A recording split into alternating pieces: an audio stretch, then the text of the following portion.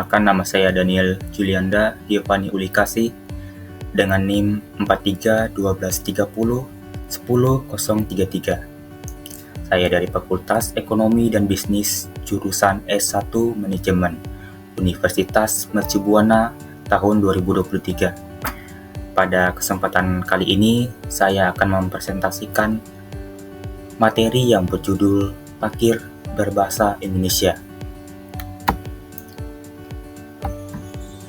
Baik, yang pertama adalah latar belakang. Bahasa Indonesia adalah bahasa nasional yang juga bahasa resmi negara Indonesia yang berfungsi sebagai alat komunikasi. Di Indonesia, dalam penggunaannya, terutama ragam santai, banyak istilah atau kosakata asing yang digunakan. Biasanya adalah istilah dari bahasa Inggris.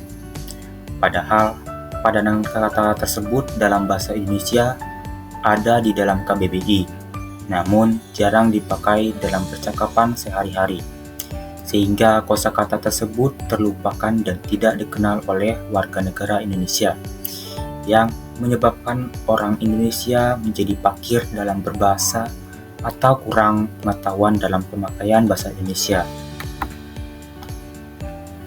Selanjutnya ada pengertian kata pakir.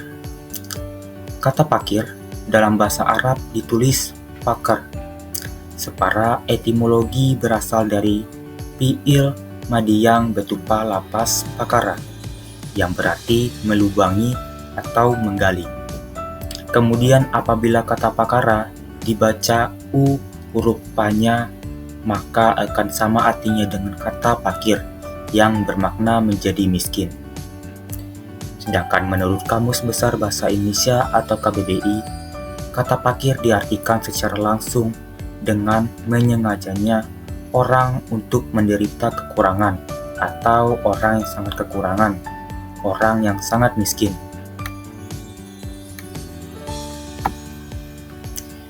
Secara terminologi, pakir didefinisikan dengan berbagai macam makna, sesuai dari segi apa pakir itu ditinjau.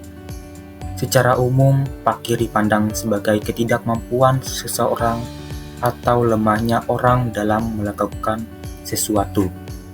Ketidakmampuan itu menyebabkan seseorang tidak memiliki apa-apa, baik pekerjaan maupun usaha.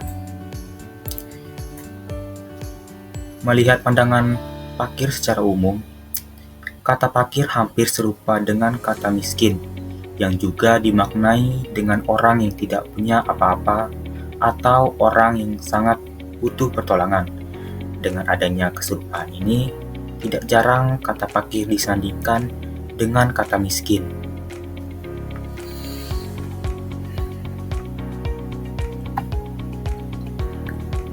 Bahasa Indonesia menjadi bahasa utama masyarakat Indonesia dalam berkomunikasi, baik dalam percakapan resmi maupun dalam percakapan sehari-hari. Akan tetapi, penggunaan kosakata yang berasal dari bahasa atau istilah asing mulai marak digunakan oleh masyarakat Indonesia dalam berkomunikasi. Dalam kehidupan sehari-hari, tentunya kita selalu menemukan kosakata asing. Contohnya, yang pertama adalah gadget, yang artinya gawai, handphone yang artinya ponsel, copy paste yang artinya salin tempel, browser yang artinya peramban, download yang artinya unduh, upload yang artinya unggah, online yang artinya daring atau dalam jaringan, selanjutnya offline yang artinya luring atau luar jaringan, selfie yang artinya suap foto, dan rice cooker yang artinya penanak nasi. Penyebab kemunculan istilah-istilah asing ini yaitu perkembangan teknologi yang pesat yang menyebabkan munculnya istilah-istilah baru. Contohnya orang lebih mudah menyebut handphone daripada ponsel.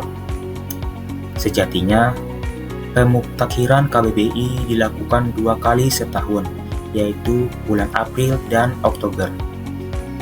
Salah satu tujuannya adalah penambahan kosakata untuk sesuatu yang sering digunakan, namun masih banyak yang belum mengetahui padanan bahasa Indonesia untuk istilah bahasa asing tersebut, dan istilah bahasa asing masih lebih sering digunakan oleh masyarakat.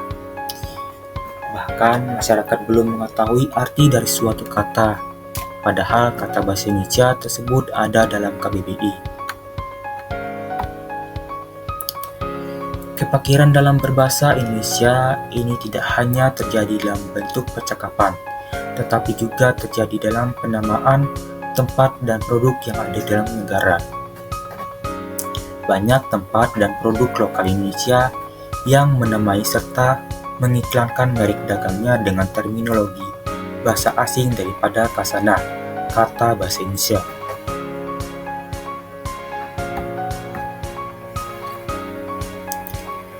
Perkembangan teknologi berpusat dari bangsa asing. Banyaknya teknologi yang berkembang pesat dalam satu dekade terakhir, seperti ponsel pintar dan aplikasi media sosial seperti Facebook, Twitter, TikTok, dan lainnya. Ketika awal masuk ke Indonesia, itu menggunakan bahasa asing, serta banyaknya istilah-istilah asing yang terdapat dalam aplikasi tersebut. Istilah asing tersebut belum diterjemahkan atau mungkin belum terdapat padanannya dalam bahasa Indonesia. Tanpa sadar, masyarakat Indonesia menggunakannya dalam komunikasi sehari-hari. Selanjutnya ada kesimpulan dari setiap materi ini. Kosakata bahasa asing makin marak digunakan oleh masyarakat Indonesia. Hal tersebut disebabkan karena keegoisan paradigma masyarakat yang menilai bahwa penggunaan bahasa asing memiliki nilai yang lebih unggul, dan ketidakpahaman masyarakat dalam mencari istilah asing ke dalam padanan bahasa Indonesia. Proses penyerapan istilah asing ke dalam bahasa Indonesia dapat terjadi melalui beberapa cara, yaitu proses adopsi yang mengambil kata asing memiliki makna sama secara keseluruhan tanpa mengubah lafal atau ejaan dengan bahasa Indonesia. Yang kedua ada proses adaptasi.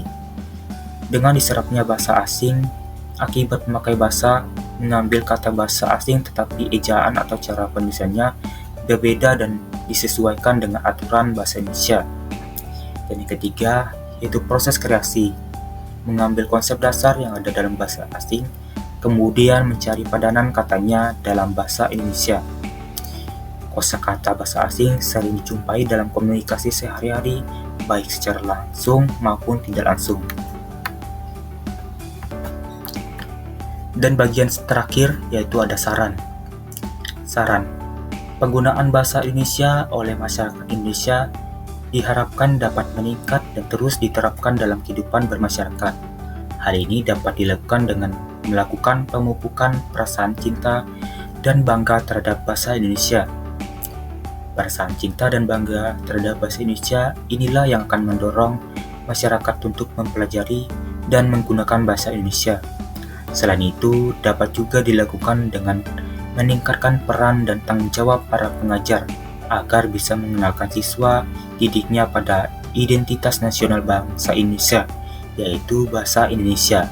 Hal tersebut dapat dilakukan dengan membiasakan para siswa untuk membaca Kamus Besar Bahasa Indonesia, karena di dalamnya terdapat kasana kata bahasa Indonesia yang tak terkira. Dengan demikian, pemahaman akan padanan kata bahasa Indonesia dapat meningkat. Baik, sekian presentasi saya mengenai materi yang berjudul Pakir Berbahasa Indonesia. Semoga bermanfaat. Sekian dan terima kasih.